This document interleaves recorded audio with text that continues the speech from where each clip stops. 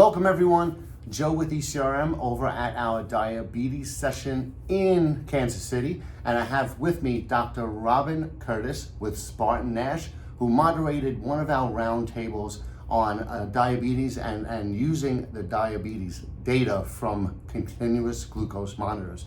So thank you for joining us and thanks for moderating the roundtable. Thanks for having me. Before we get into the why and how you can leverage the data, could you give a little background on the history of CGMs?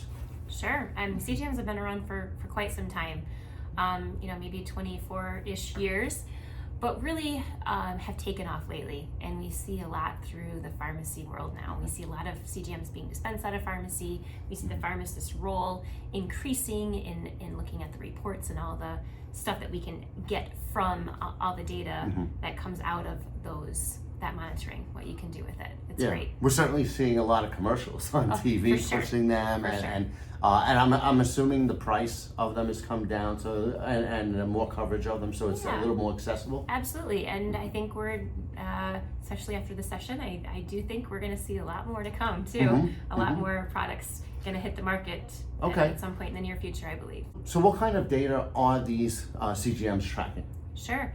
Well, first off, you can take a look at your CGM if you're wearing one, and you can see where your blood sugar is and where it's going. So that's the quick data that you can get. But what's really great is the reports, and what you can find out of the reports. You can really find trends. You can find out if there's issues with patients' medications. Maybe they're afraid to take their medications. Maybe they don't know how best to take their medications. Maybe they're taking them at the wrong time of day. And you can really, food, you can see how the food affects the sugar, and patients really can learn so much about it, especially if they're on insulin. There's a lot of safety issues and concerns. You don't want to have someone go too low.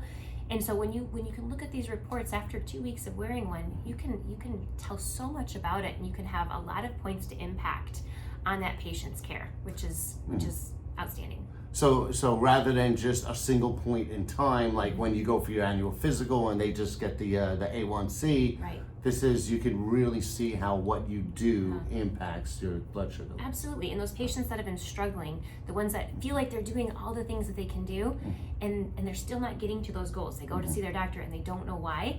You can uncover things that they didn't know, patterns, things that are happening that they really didn't realize were an issue, and that may be causing that A1C to be out of range. So Definitely valuable to have all of that wealth of data. Sure. And with technology nowadays, it's just so easy to capture and store and really analyze that. I'm sure AI is going to be applied if it's not being applied already. Sure. There's in most of the reports, that your provider, your pharmacist, whoever you set up, they can see the data, and they can see it almost live as to what's going on. So you can share that, you can transmit that.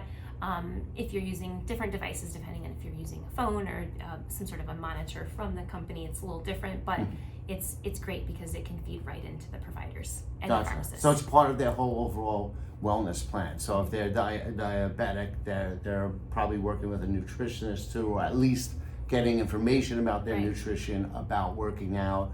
And this helps to complement that. See real-time results. You see what happens when you eat this food versus this food. You can just see it immediately. Gotcha. Gotcha. Now, are there any barriers to getting patients to use and stick to using these CGMs? Sure. There's a lot of barriers. Cost is going to be a big one. Insurance coverage, what you need it for, whether you're somebody with insulin-dependent diabetes, where you're going to be using it more for possibly dosing your insulin, or if you're using an insulin pump, there'll be different ones that maybe even talk to pumps, the CGMs that can actually talk to pumps, and they can kind of have almost this closed system. But then you also have patients who are just learning. They're just got diagnosed and they're trying to learn about everything and how their body reacts. And so sometimes the barrier for them is maybe their insurance doesn't cover it if they don't use insulin. And so that's definitely a big one. And then also some patients don't want to wear a device. Some patients are much happier just to do a finger stick, and sometimes with a patient like that, maybe they can do a CGM for a couple weeks, get those patterns, find those things out, and then go back to finger sticks if they need to. But there's just a lot of really good information you can get from a CGM. And that might actually encourage them to continue using it once they see the results. Yes. And then I think just in general, consumers and patients in general are getting so used to connected devices. Yeah. You have like those Oura rings tracking your sleep, you Right. have this and that. Your watches that track all your steps. Exactly. So you have all the things. you know, that it can really paint a complete picture of Right. what's going on as long as you use them and really analyze them the way you should. Absolutely. For someone to tell you, this is what you should eat, this is how you should exercise, these are the things to do, versus you seeing what actually happens in your own body when you do those things, or when you don't do those things. It's just as important to learn that. Well, sometimes people don't like being told what to do, but you let them, I think that 2-week window, you let them try it out themselves and they'll be like, wow, I'm finding out all this great information. I want to keep going with it. Absolutely. Awesome. Well, once again, thank you so much for moderating the roundtable, and thank you for joining us. Yes, thanks, Joe.